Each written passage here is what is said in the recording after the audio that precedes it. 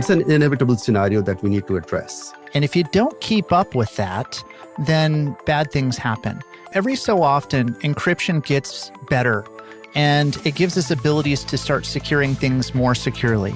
And if you don't keep up with that, then bad things happen.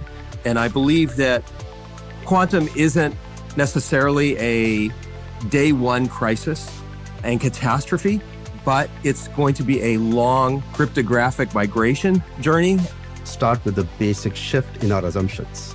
Assumptions we've been very comfortable with for the past few decades. For decades, we have relied on certain mathematical foundations to protect our digital trust. This change impacts the organization at multiple levels. There's a risk to the business, reputation, and compliance requirements. You have to protect yourself against something called a harvest now, decrypt later attack, which is happening right now.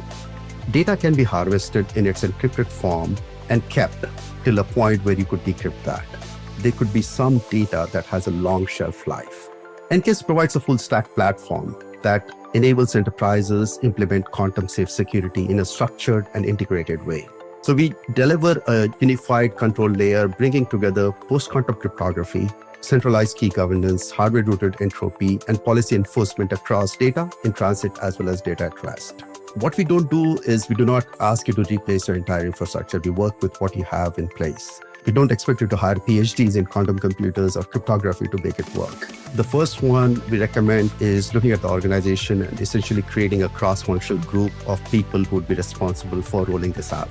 The second thing that we recommend is create a cryptographic bill of materials. Where are those, who is using it, and how frequently are they being used? You have to protect yourself against something called a harvest now, decrypt later attack. We do not know the Q day, and the chances of us actually having gone past the Q day are very high. I don't think anybody would stand up and say, hey, listen, we've broken the encryption. They'll just be very, very quiet about that. I view this as really a strategic issue. The organizations that survive this quantum transition are going to be the ones that are trying to build crypto agility. It's all about protecting long-term business value and maintaining the trust.